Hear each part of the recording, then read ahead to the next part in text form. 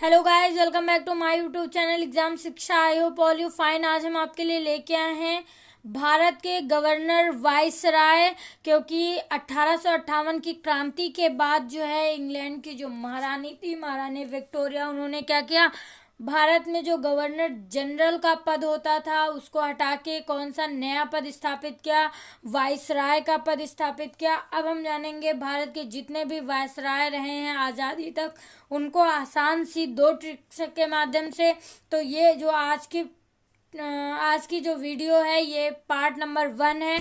इसके बाद में हम एक पार्ट नंबर 2 भी लेके आएंगे, उसमें हम भारत के जितने आज़ादी तक के जितने भी वायसराय हैं उन सभी को कवर करेंगे ओनली 2 वीडियोस में। तो आप सभी जुड़े रहिए हमारे यानी एग्जाम शिक्षा के साथ। ज़्यादा टाइम वेस्ट ना करते हुए हम बढ़ेंगे भारत के वायसराय पार्ट 1। तो सबसे पहले हम देख लेते हैं टाइम पीरियड हम कहाँ से कहाँ तक कवर करने वाले हैं। 1858 मतलब कि जो 1858 की क्रांति हुई थी उसके जस्ट बाद से 1888 ईस्वी तक को एक पार्ट में कवर करेंगे। उसके बाद से 1888 से और 1947 ईस्वी तक एक पार्ट में कवर करेंगे। तो अब हम देख लेते हैं हमारी जो ट्रिक है। ट्रिक क्या है? कैनिंग बोला, एलिजा नेपियर दिलों में से ना निकलिए, रो दूंगा। कैनिंग बोला, एलिजा नेपियर दिलों में से ना निकलिए वरना मैं क्या करूंगा, रो दूंगा। तो अब हम देखेंगे कि ये ट्रिक हमारी वर्क कैसे करेगी। तो कैनिंग से तो पता ही चल रहा है लॉर्ड कैनिंग, क्योंकि ये क्या थे, भारत के लास्ट गवर्नर जनरल भी थे। और उन्हीं के बाद जो है लॉर्ड कैनिंग को क्या बनाया गया, भारत का प्रथम वायसराय भी बनाया गया। और इनका टाइम पीरियड 1858 से 1862 ईस्वी तक रहता है।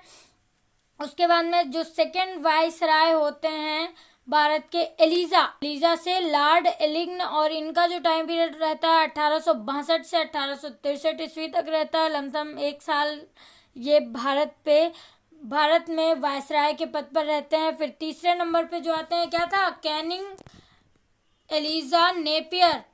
कैनिंग बोला, एलिजा नेपियर यूं मत जा, है ना। नेपियर से लॉर्ड नेपियर, और इनका जो टाइम पीरियड होता है 1863 से 1863, ये कुछ महीनों के लिए ही इस पद पे रहते हैं। एक बार हम ट्रिक देख लेते हैं। कैनिंग बोला, एलिजा नेपियर दिलों में से ना निकलिए वरना रो दूंगा। तो दिलों में जो दी है, दी यानी कि लॉर्ड डेनिसन, यानी कि लॉर्ड डेनिसन, और इनका जो टाइम पीरियड रहता है वो 1863 से 1864 ईस्वी तक रहता है। फिर दिलों, लो जो आ रहा है, लो यानी कि लॉर्ड लॉरेंस का जो टाइम पीरियड रहता है 1864 से 1869 ईस्वी तक ये वायसराय के पद पे रहते हैं।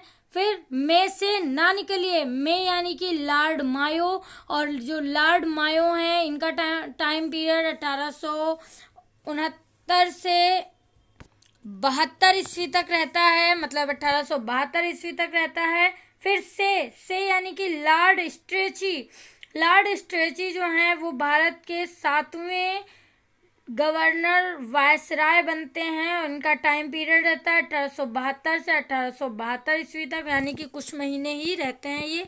फिर ना यानी कि लॉर्ड नेपियर, ये फिर से दोबारा भारत के वायसराय बनते हैं और कुछ महीनों के लिए बनते हैं। 1872 से 1872 ईस्वी तक ही ये रहते हैं। फिर उसके बाद में क्या था, निकलिए के 2 भागों में ब्रेक किया, निक और लिए। निक यानी कि लॉर्ड नॉर्थब्रूक, जो लॉर्ड नॉर्थब्रूक थे ये 1872 से 1876 तक वायसराय के पद पे रहते हैं। 10 नंबर पे लॉर्ड लिंटन, लिए यानी लॉर्ड लिंटन, और ये 1876 से 1880 ईस्वी तक। फिर रो दूंगा, क्या था, ट्रिक क्या थी, ट्रिक थी कैनिंग बोला, एलिजा नेपियर दिलों में से ना निकलिए वरना क्या करूंगा, रो दूंगा। तो रो दूंगा जो है, रो यानी कि लॉर्ड रिपेन, रोने से क्या बनेगा, रो यानी रिपेन, और इनका जो टाइम पीरियड रहता है वो 1880 से 1884 ईस्वी तक रहता है। फिर दूंगा यानी कि लॉर्ड डफरिन भारत के 12वें गवर्नर वायसराय बनते हैं और इनका टाइम पीरियड रहता है 1884 से 1888 ईस्वी तक। ठीक है, तो पहले जो हैं वो कौन है, लॉर्ड कैनिंग, और लॉर्ड कैनिंग भारत के लास्ट गवर्नर जनरल भी होते हैं। Lord Elgin, lord Napier, lord Denison, lord Lawrence, lord Mayo, lord Strachey, lord Napier और lord Northbrook, lord Lytton, lord Ripon और लॉर्ड डफरिन, इतने गवर्नर वायसराय को मैंने इस वीडियो में कवर किया है। आई होप सो आज की ये वीडियो आप सभी को पसंद आ रही होगी। वीडियो पसंद आई हो तो वीडियो को लाइक करें, अपने सभी दोस्तों के साथ ज़्यादा से ज़्यादा शेयर करें और कमेंट बॉक्स में हमें बताएं कि ये वीडियो आप सभी को कैसी लगी। और इसका पार्ट 2 हम बहुत जल्दी लेके आएंगे, तो आप सभी जुड़े रहिए हमारे यानी एग्जाम शिक्षा के साथ। अब हम मिलेंगे अपनी दूसरी वीडियो यानी कि पार्ट 2 के साथ।